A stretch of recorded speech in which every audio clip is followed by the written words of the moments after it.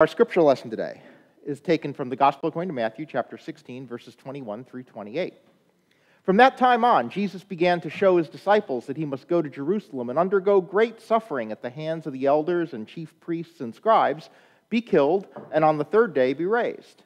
And Peter took him aside and began to rebuke him, saying, "God forbid it, Lord, this must never happen to you." But he turned and said to Peter, "Get behind me, Satan. You are a stumbling block to me, for you are setting your mind not on divine things, but on human things." Then Jesus told his disciples, "If any want to become my followers, let them deny themselves and take up their cross and follow me. For those who want to save their life will lose it, and those who lose their life for my sake will find it. For what will it profit them if they gain the whole world but forfeit their life? Or what will they give in return for their life? For the Son of Man is to come with his angels in the glory of his Father, and then he will repay everyone for what has been done. Truly I tell you, there are some standing here who will not taste death before they see the Son of Man coming in his kingdom." Well, I'm a child of the 60s, and I remember growing up in that era, and it had been launched, before I was conscious of what was going around me, with JFK saying that we were going to go to the moon, get a person on the moon and bring them back safely before the end of the decade. And there was a famous quote of his where he said this. He said, "We do these things not because they are easy, but because they are hard." It was a great challenge. There was the fear of the Soviet threat at the time. And I wonder if we still have that kind of determination to do things. Because I love this meme that's been going around. You can actually buy this pennant on Etsy and stuff like that. And it goes like this. I don't know if you've seen it online. "We do this not because it is easy, but because we thought it would be easy." And I really wonder if this hasn't kind of become the attitude that we have toward things so often. This idea that it's come to the point where we're trying to avoid the difficult, trying to avoid the hard, that somehow we want the results without the work, that somehow that we should be able to achieve without the suffering, that there shouldn't be these obstacles that exist on the way, and rather we're only going to undertake the things that we think are going to be easy and then be surprised when we find out that they aren't. Well, this passage this week is on the heels of last week's passage where Peter had proclaimed that Jesus was the Christ, the Messiah, the Son of the living God. And then Jesus begins to teach him. So this is what it says. From that time on, that time being that time when the revelation that Jesus was the Messiah had been made. So Peter makes this declaration that Jesus is the Messiah and the Christ, and Jesus affirms this. And from that time on, Jesus began to show his disciples that he must go to Jerusalem and undergo great suffering at the hands of the elders and the chief priests. Peter says he's the Christ, and Jesus says, "Well, do you understand what this means? Do you understand what being the Messiah means? Do you understand what my mission means? My mission means that I'm going to have to suffer." And Peter can't hear this. All right, so Peter takes this message in and he says, "God forbid it, Lord, this must never happen to you." Their image of the Messiah is one of triumph. And it's not that there isn't triumph, but their image was somehow triumph without pain, triumph without suffering, that somehow he would be able to fulfill his mission and not have the trials that go with it along the way, that somehow he would be victorious, but that it would be victory without the losses, victory without the training, victory without the suffering. And Peter fixates on the suffering that Jesus says he's going to have to endure. Now, many times in sermons, at least a handful of times, I've asked this question. When you're told, there's good news and bad news, and someone says, "Which do you want first, the good news or the bad news?" All right, every single time I've asked this, the majority of people say they want bad news first. Okay, so bad news. How many of you are bad news? Yeah, right. I'm a bad news person first. Okay, I want the bad news first, and you wonder why. And of course, we want the bad news because it's like, wait a second. if you tell me the good news first and I know there's bad news coming, I can't really hear the good news. Because you're going to give me good news, and I'm just going to sit there, and I'm going to go, yeah, but what's the bad news? What's the bad news? I can't really enjoy this good news until you tell me what the bad news is. We want to get the bad news out of the way. That's why we want it first. But I really wonder if the bad news ever actually goes away. Does hearing the bad news actually make it get out of the way or not? Or does it just continue to be there? Because Jesus gave Peter the bad news first. I'm going to suffer, all right? But then he says right at the end, and be killed, and on the third day be raised, all right? So Jesus didn't say, hey, Peter, do you want the bad news first or the good news first? He just gave him the bad news first, which is what everyone wants. Everyone, right? Everyone wants the bad news first. So he gave him the bad news first. I'm going to suffer, I'm going to be killed, and on the third day be raised. But somehow, Peter stopped listening before he got to the end. Somehow, in the middle of this, Peter just hears suffering, killed, and like his ears shut off. And he couldn't hear the end. It seems like it never gets to the point at the end where Jesus says, and on the third day be raised. It's going to be okay. You know, I'm going to suffer, I'm going to die, but I'm not staying dead. I'm not staying suffering. But so many of us, I think, get to this place in our lives where we allow our troubles to overwhelm our joys. Never let that happen. Don't let your troubles overwhelm your joy. Don't let the bad news overwhelm the good news. All right? We get so hung up on the bad news. That's why when we talk about prayer requests every week, let's talk about its joys and concerns. All right? It's joys and concerns. Now, I don't know about you. I've been in churches in the past where they used to have a microphone, okay, that they would hand around, you know, and some people would raise their hand, and they'd bring them a microphone and let them give their prayer request. And by the way, it's always a dangerous practice. Okay, it's the same thing we do, for example, at funerals. We really discourage families from having open mic time in the funeral. Some of the things that are said will be really beautiful. Some of them might not be. And so you're taking your chances. But invariably, once in a while, what would happen is you'd have some horribly tragic thing that gets prayed for. So you see, you know, you'd be in a congregation, there'd be like half a dozen hands up, okay? And then someone would sit there and say, oh my gosh, I can't believe it. You know, like a young person being severely injured or killed in a car accident, something like, you know, just something horrifically tragic that the person asks for prayer about, and then you see all the other hands go down. And they're like, oh, well, I can't bring up my prayer request after that. All right. That just closed the door to all the other prayers. I'm going to, whether it was a concern like, you know, I'm having a hangnail removed, or whether it's a joy for a person's birthday, whatever it is, after that, I'm not going to stand up and voice my piddling little joy or my piddling little concern, which had been something that you were going to pray for 30 seconds earlier, until you heard that, and somehow they allowed that trouble to completely overwhelm everything else that was going in their lives. You know, and we've always said, don't let someone's tragedy cancel out your joy. Don't allow that to happen. All right? It's incumbent on all of us. I mean, you know, this happens every year at certain holidays like Mother's Day, which is a painful day for some women. There are a lot of women for whom Mother's Day is a very painful day. And we say, yeah, we understand that. Okay? We understand that. But for those of you for whom it's a joyous day, let's let them celebrate.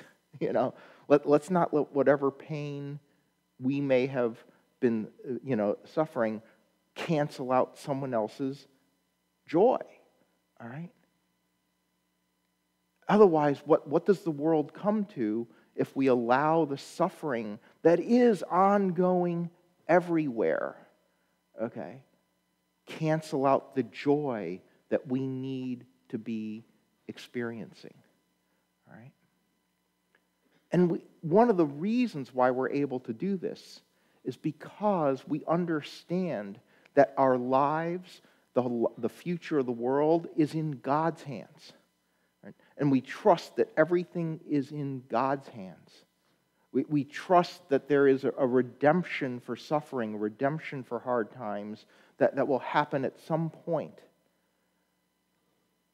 And we have to be confident about that. We have to be sure about that. And so when Peter raises his objection, Jesus rebukes him. But I remember last week I warned you, I said Peter's a hero this week and he becomes a goat within like 6 verses. Yeah, this is where he becomes the goat. So he went from, blessed are you, Simon, blessed are you, Simon, for, you have figured this out. This is awesome. You are so wise. Get behind me, Satan. Okay.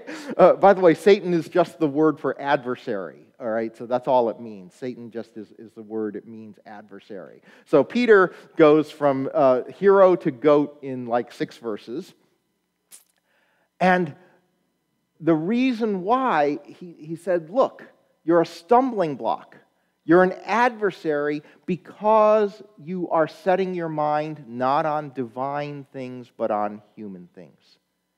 You're the adversary here, you're the stumbling block here because you're choosing to look at this through human eyes, through a human perspective, rather than through a divine perspective.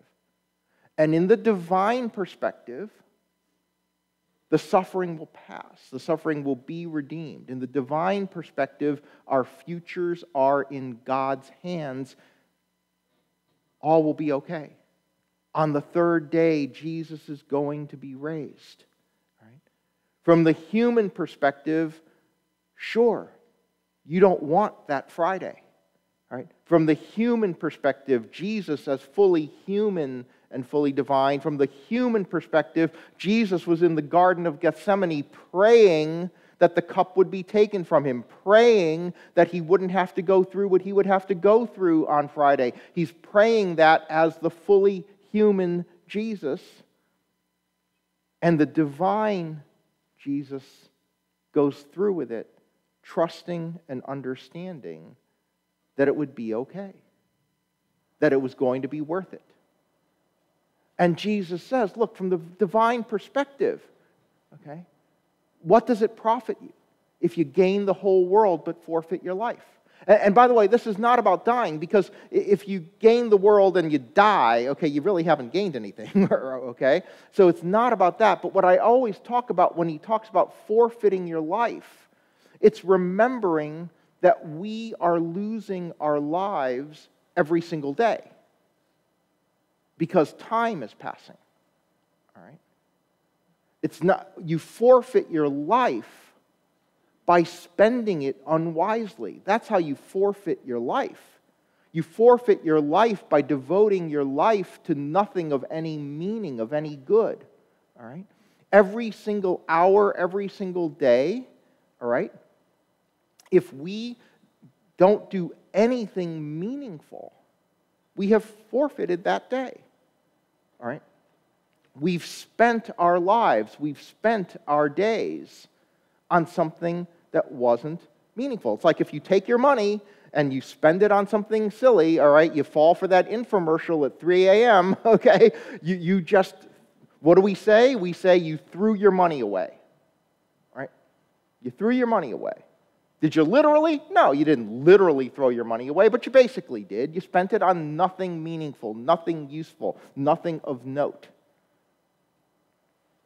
A day without meaning is a day we forfeited. Now, we have to remember that from a divine perspective, the definition of meaning is different than from what the world is going to tell you. Okay, that's something we always have to remember. All right? The world is going to tell you that you're a day of accomplishment in a worldly sense, a day of achievement in a worldly sense is a day well spent. And that may not necessarily be so. Sometimes it is. Hopefully we're called to occupations or jobs that have meaning, and if we have jobs and occupations that have meaning, then a day of your job well spent is a meaningful day. But a day of meaning can also be that day with your family. All right, a day of meaning can be that day with your family, going out to a park, that day of bonding with relatives, that day of bonding with friends, all of those kinds of things that bring meaning, all right, is not a day forfeited. Right? Even a day spent recharging is not necessarily a day forfeited when it's done for a purpose, for meaning. Meaning has lots of different things, but we should be intentional about remembering what we spend our days on. Is it a meaningful day? How was this day meaningful? Right? And sometimes achieving that meaning calls for hard work. Sometimes that quest for meaning requires some pain, requires some suffering, requires some sacrifice. And so Jesus says, if you want to become my followers, they need to deny themselves and take up their cross and follow me. Following Jesus isn't easy, but it's a path toward meaning. The meaningful life isn't easy. All right? But lots of things that we do that have meaning are not easy. Parenting is not easy, but it's meaningful. As children of parents, we're all children of parents, right? Honoring our parents is not easy, but it's meaningful. Okay? I mean, right? It's one of the commandments, honor thy mother and father, okay? Honoring our parents is not easy, but it's meaningful. Good goals are hard, but the hard makes it worth it.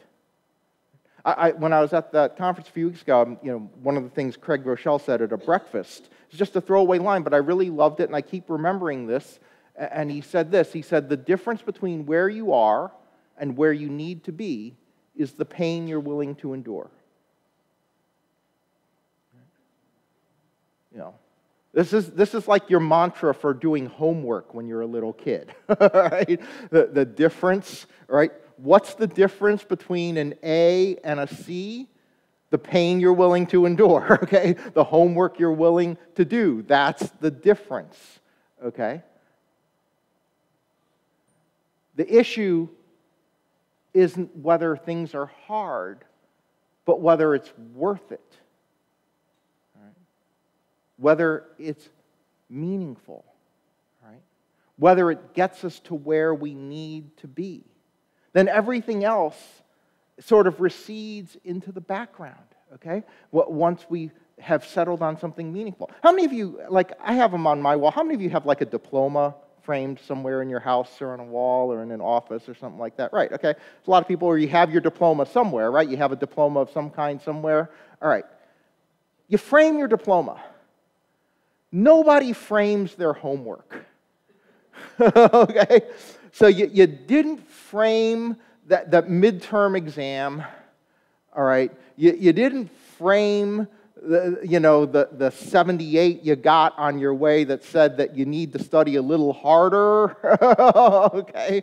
You don't frame that stuff, all right? You don't frame your textbooks. You don't frame your notes. You don't frame all those hours and weeks and months and years of work that it took to get there, but you frame the diploma. And it says all those things. It says so many different things. I remember a person, I heard this on some podcast or something like that not too long ago, and somebody said, what's the value of a diploma in a field that's not even related to your job? Because, so many people don't work in an area related to their jobs. And the person says, here's one thing. A diploma, even if it's not related to your job, it tells an employer that there's one thing about you. You showed up in class every day for 4 years, You did the assignments that you were given for 4 years, and you did them at a satisfactory level for 4 years. So it doesn't matter what the subject is. The diploma says you did that. The diploma says you showed up, you did the assignments, you did them at a decent level. And it proves that much. And that matters. That you showed up and did the work. That you showed up and dedicated yourself. That you showed up and tried. Because the thing about it is, in our lives, we are not at all guaranteed ease. That's never been a part of the promise. Right? It has never been a part of the promise. And I repeat this so often in messages because I think it's so important to remember that as far as we know, 11 of the 12 apostles did not live to die a natural death. We are not promised that it will be easy. We're promised that it will be worth it, that it is meaningful, that it gives our lives purpose. All right? And every life is going to have hard times. All right? We are going to choose to do the things in life knowing that they are hard. Right? We remember that suffering is going to be a part of our story. But it's not the end of the story. We stay focused on the end. We visualize the achievement. We understand that the struggle will make it worth it. We focus on Easter, not Good Friday, even as we know that the road to Easter goes through Good Friday. Because at the end of the day, what you hang on the wall is the diploma, not the homework. Amen.